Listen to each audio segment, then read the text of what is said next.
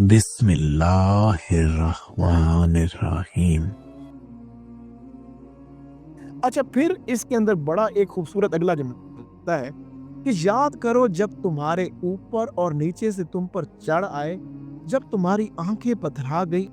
اور تم اللہ کے بارے میں طرح طرح کے گمان کرنے لگے۔ ٹھیک ہے، اب یہ بڑا ہی ایک اہم پہلو اللہ سبحانہ تعالیٰ نے فرمایا کہ اللہ سبحانہ تعالیٰ یہاں پہ ظاہراً بھی وہ فرما رہے ہیں کہ بھائی ظاہراً دیکھو، جب وہ فوجیں آئی تھی اور وہ اس طرح سے معاملہ ہوا اور جو اوپر نیچے سے وہ چڑھ آئے تھے اور تمہیں لگ رہا تھا کہ ابھی یہ ہم پہ حملہ آور ہوں گے، ہمارے سارے معاملات خراب ہو جائیں گے، آپ کو آزمایا جا رہا تھا، ہم آزما رہے تھے، دیکھ رہے تھے کہ آپ کا ایمان کس قدر کامل ہے۔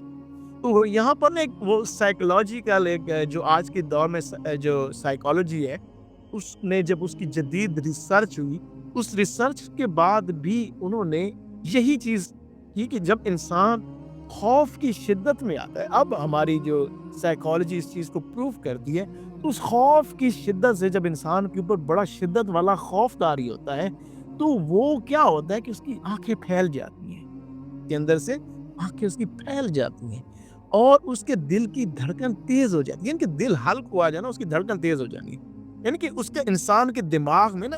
ایمیگلیڈا نام ہوتا ہے اس کا، ایمیگلیڈا اس طرح سے کچھ کہتے ہیں،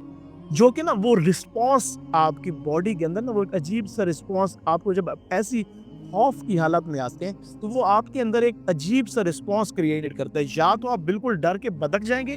یا پھر آپ اس کے اگینسٹ کھڑے ہو جائیں گے۔ اب یہ آپ کی ایمان کی حالت کے اوپر ہے۔ اب وہ جو آپ کے اندر کا یہ اضطراب پیدا ہوا، تو اس اضطراب کے بدلے میں آپ کس طرح کے معاملات کے اندر جاتے ہیں۔ تو یہاں تک یہ اللہ سبحانہ تعالیٰ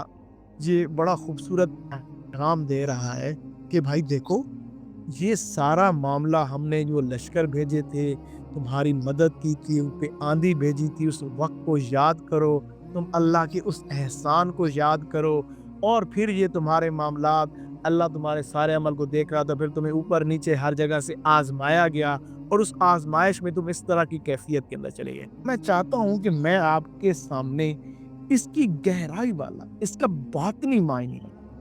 اس کے وہ معنی رکھوں جو ایک سالک کے لیے بڑے ضروری ہیں، جو ایک سلک سلوک راہ حق کے اوپر چلنے والے کی حقیقت کا معاملہ جسے۔ تو یہاں پہ اللہ سبحانہ تعالیٰ کہتا ہے اے ایمان والو، کس سے مخاطب ہے؟ ایمان والوں سے۔ ایمان کا تعلق آپ کے قلب سے ہے۔ اللہ سبحانہ تعالیٰ ایسے لوگوں سے مخاطب ہے، اب ان لوگوں کے ساتھ اللہ سبحانہ تعالیٰ ان کی طرف متوجہ ہے، او بھائی جس نے اپنے قلب نوری کو اب کچھ طاقت دے دی، اب اس کے قلب نوری کے اندر کوئی نہ کوئی اللہ سبحانہ تعالیٰ کی طرف سے ہدایت اسے مل گئی اور اس کو اللہ نے قلب نوری کے اندر کوئی معاملہ عطا فرمایا۔ اب جو قلب نوری کا جو معاملہ اس کو عطا فرمایا گیا، اس قلب نوری میں کیا ہے؟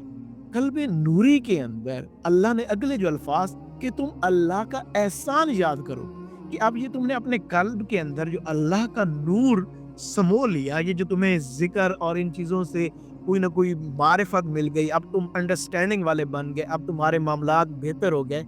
تو تم اللہ کا وہ احسان یاد کرو، اللہ کی وہ نعمت یاد کرو، اللہ کی وہ مدد یاد کرو، جب تمہیں کسی شخص نے نعمت یقین دیا تھا، کسی نے تمہارے یقین کو پختہ کرنے کے لیے تمہارے شعور کو روشن کرنے کی کوشش کی تھی۔ یاد کرو وہ احسان اللہ ہی کا ہے جب تم ان کی صحبتوں میں آئے،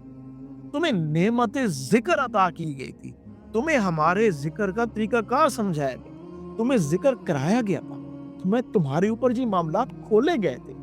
اور تمہیں حضوری قلب بھی وہیں سے ملی نا، یہ تمہارا شعور روشن ہوا، تم نے اللہ کا ذکر کیا، تمہیں حضوری ملی، اب تمہارے معاملات۔ تو ایمان والے، اس اللہ کے احسان کو یاد رکھنا، ہم نے اس کسی نہ کسی پیرامیٹر میں، کسی شخص کے ذریعے سے، کسی جماعت کے ذریعے سے، کسی رنگ میں تمہارے اوپر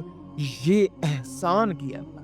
یہ ہے احسان، کیونکہ یہ تمہیں احسان کا لفظ، یہی چیزیں تمہیں درجہ احسان تک بھی لے جائیں گی، یہی تمہارے قلب نوری کے ذریعے سے تمہیں درجہ احسان تک بھی لے جائیں گی۔ اچھا ٹھیک ہو گیا جی، اچھا ہم نے پھر وہ اس یہ جو احسان کیا تھا اس میں آندھی بھیجی تھی، آندھی، ہوا کی تیزی سے، وہ کیا تھا؟ وہ جس صحبتوں میں تم بیٹھتے تھے، وہ جو تمہارا استاد تھا، تمہارا ہادی تھا، تمہارا رہنما تھا،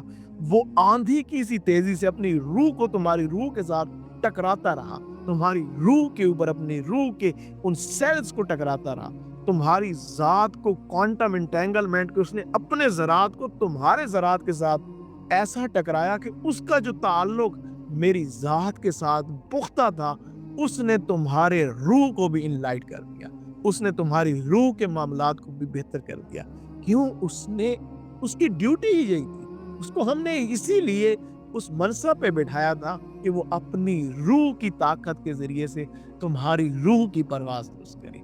کیوں؟ روحوں کے طبیب اللہ والے، جن کی اپنی روحیں ٹھیک ہوتی ہیں، جن کی اپنی روحیں اصلاح والی ہوتی ہیں، وہی کسی روح کی اصلاح کر سکتے ہیں۔ اور ہم نے بھیجے تھے ایسے لشکر جو کہ تم نہیں دیکھتے تھے۔ ایک تو آندھی بھیجی، ساتھ میں لشکر بھی بھیجے تھے۔ وہ لشکر کیا تھے؟ وہ ہمارے نورانی فرشتے تھے۔ جب تم اللہ کا ذکر کرتے تھے، وہ نورانی فرشتے تمہارے قلب کے اوپر ہماری معاملات القاء کرتے تھے، تمہارے قلب کے اوپر ہمارا نور القاء کرتے تھے، ہم خود تمہاری طرف متوجہ تھے۔ یہ ایسی چیزیں تھیں جو تمہیں نظر نہیں آتی تھی، تمہیں ختم خواجگان میں بٹھا دیتے تھے۔ وہاں پہ اللہ والوں کے لشکر کے لشکر تھے، جمیل اولیاء امت کا فیض، وہ سارے ہی تمہاری روحوں کے ساتھ اپنی روح ٹکرا رہے تھے، تمہاری روحوں کو انلائٹ کر رہے تھے۔ ایسا تم نہیں دیکھ رہے تھے، ہاں ہم یہ چیزیں دیکھ رہے تھے،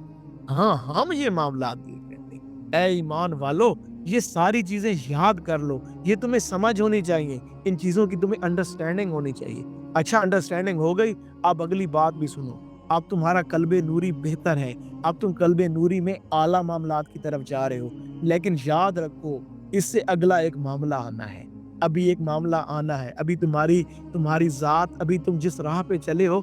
اس میں نفس اور شیطان اس پروسیس سے، اب یہ جو تم 40 ڈے پروسیس میں سے گزر رہے ہو، اس 40 ڈے پروسیس میں تمہیں بڑا نور برکت مل گیا۔ اس کے بعد بھی ایک معاملہ تمہارے اوپر کھلنا ہے۔ کون سا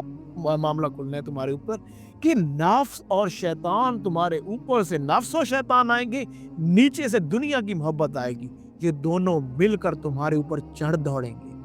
چڑھیں گے تمہارے اوپر، تمہارے حالات کو خراب کرنے کی کوشش کریں گے، تمہاری ذات کے پیرامیٹر کو ہلا کے رکھ دیں گے، تم سے خطائیں کرائیں گے، تمہارے معاملات کو خراب کریں گے، تمہیں ڈسٹرب کریں گے، تمہاری روحانی حالت کو کمزور کرنے کے لیے بے شمار عجیب و غریب معاملات کھولیں گے۔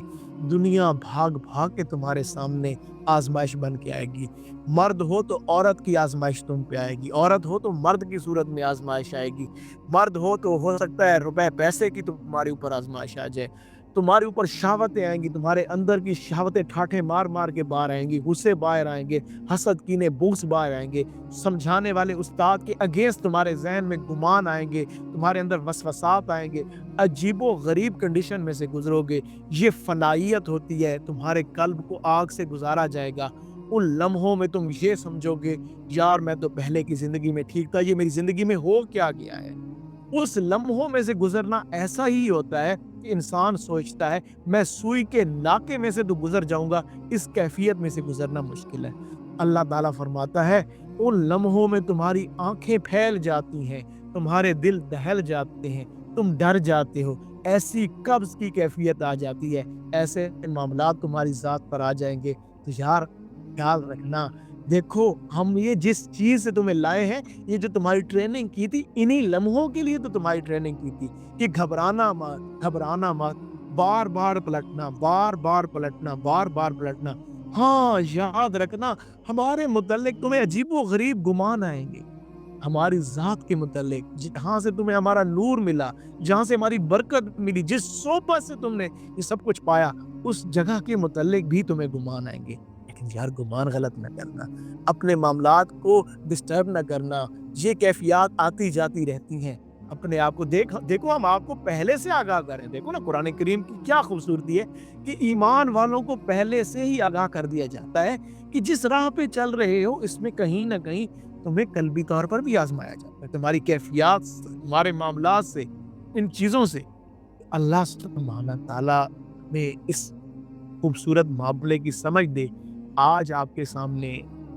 سورہ الاحزاب کی آیت نمبر 9 اور 10 اس کا ظاہری اور باطنی دونوں معاملے سے آپ کے سامنے اس کے پہلو رکھے گئے ہیں، اور یہ بہت بڑا اللہ کا احسان ہے۔ اللہ نے ہمیں قرآن کے ذریعے سے اپنی ذات کی معرفت کے معاملات کی طرف راغب کیا ہوا ہے۔ اللہ پاک ہمیں ان معاملات کو احسن انداز میں سمجھ کر ان کے اوپر کامل عمل کی اللہ پاک توفیق دے، کیونکہ یہی سب سے بڑا ہے